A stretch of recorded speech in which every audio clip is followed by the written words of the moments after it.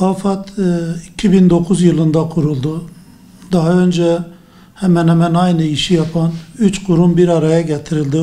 Koordinenin daha sağlam ve sağlıklı yapılabilmesi için, afetlerde daha hızlı ve etkin hareket edilebilmesi için İçişleri Bakanlığı'na bağlı Sivil Savunma Genel Müdürlüğü vardı. Zamanın Bayındırlık Bakanlığı'na bağlı Afet İşleri Genel Müdürlüğü ve Başbakanlığa bağlı Acil Durumlar Genel Müdürlüğü vardı. Bu 3 genel müdürlük bir araya getirilerek 2009 yılında Afet ve Acil Durum Yönetimi Başkanlığı kuruldu.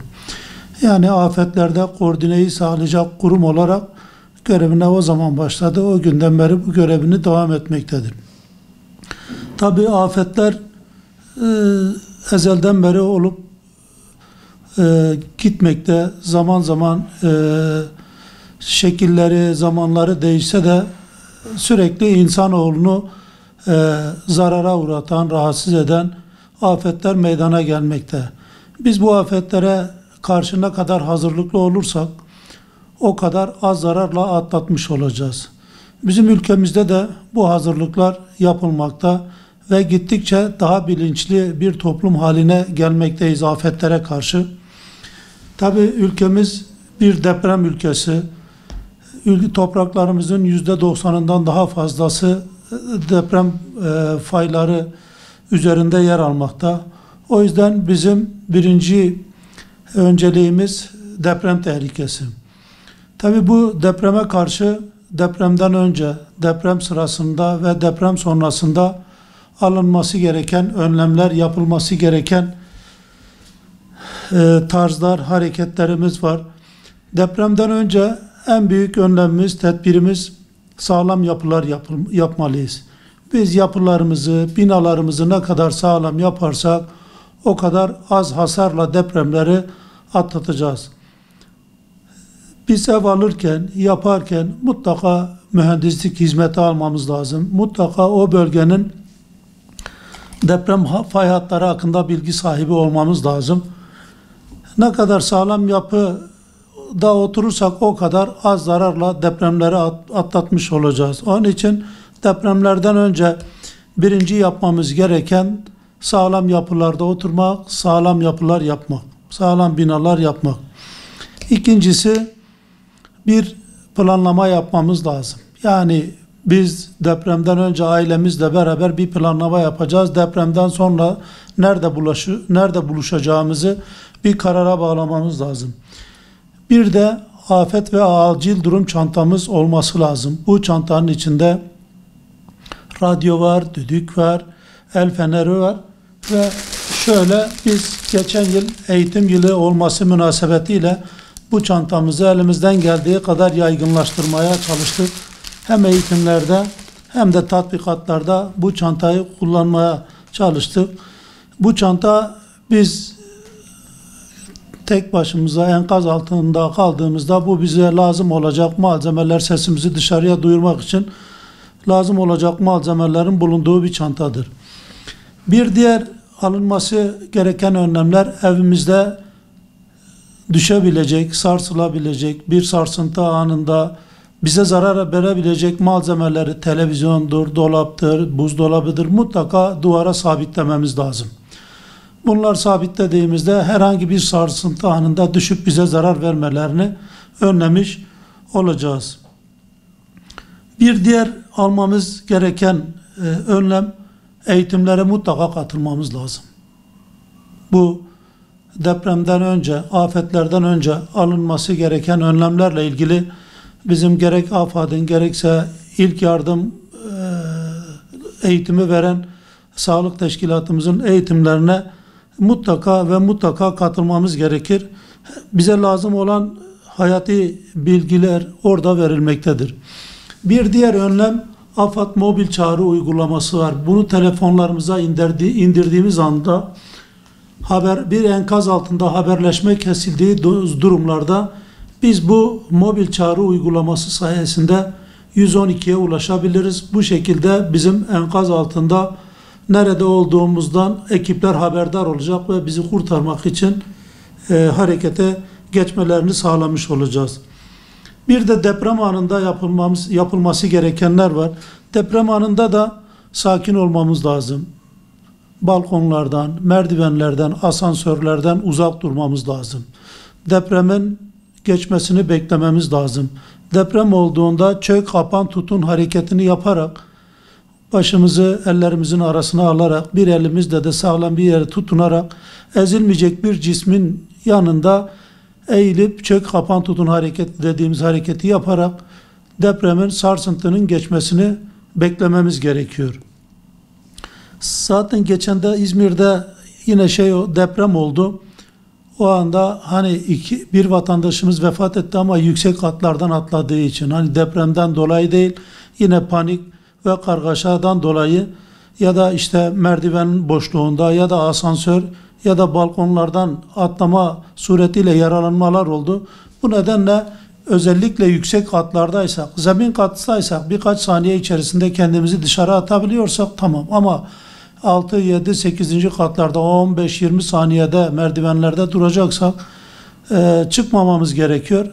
Sakin bir şekilde, dediğim şekilde, ezilemeyecek bir cismin yanında çök, kapan, tutun hareketini yaparak sarsıntının geçmesini beklememiz gerekiyor. Buzdolabı olabilir, gardırop olabilir, böyle bir masa olabilir.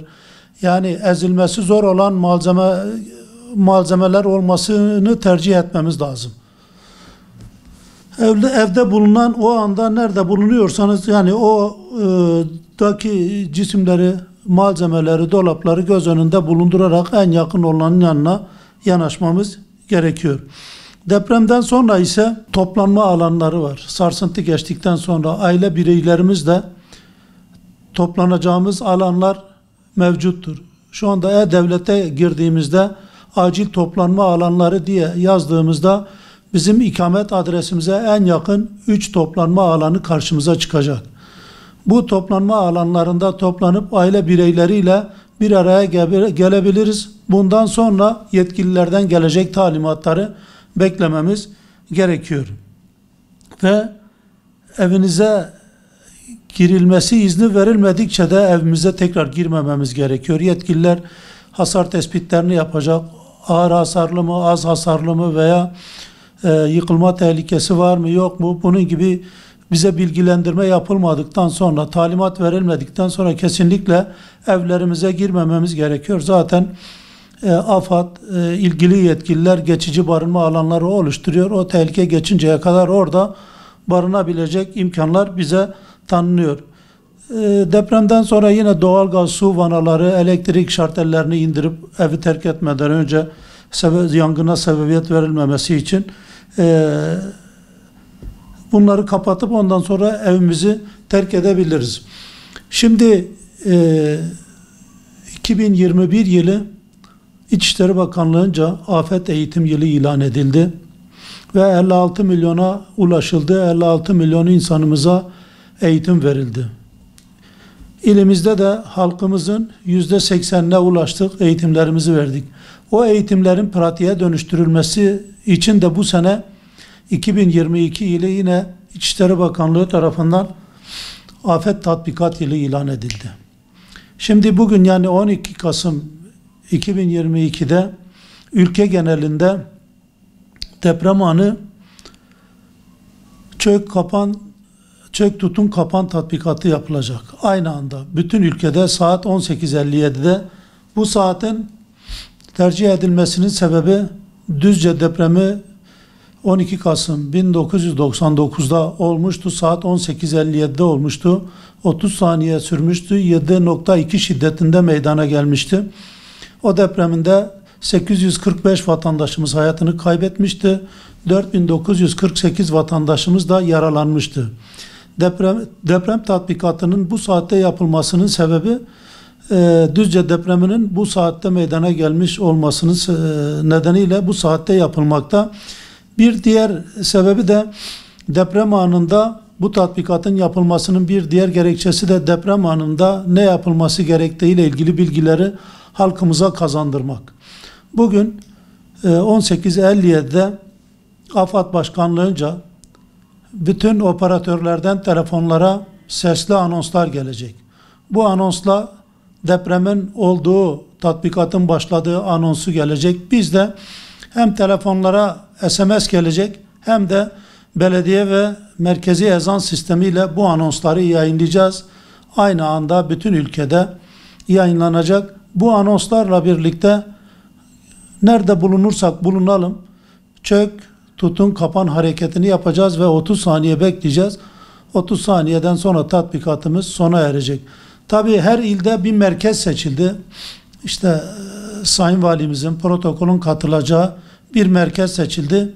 Her ilden, bu merkezlerden görüntüler canlı olarak Ankara AFAD merkezine, bakanlarımızın, sayın bakanlarımızın izleyeceği o merkeze düşecek. Ve 30 saniyelik süre zarfında orada bulunan bütün katılımcılar çök, tutun, kapan hareketini yapacak. Onlar da bu şekilde tatbikata iştirak edecekler. Tabi o alanda sadece bu tatbikatı yapmayacağız. AFAD'ın araçları, itfaiyenin araçları, UMKE'nin araçları malzemelerini tanıtacaklar. Stand oluşturduk. Gelecek olan öğrencilerimize, konuklarımıza eğitimlerle ilgili, deprem ve afetlerle ilgili bilinçlendirme broşürlerini dağıtacağız ve kısa kısa bilgiler de arz edeceğiz. Bu şekilde bugünkü tatbikatımızda icra etmiş olacağız.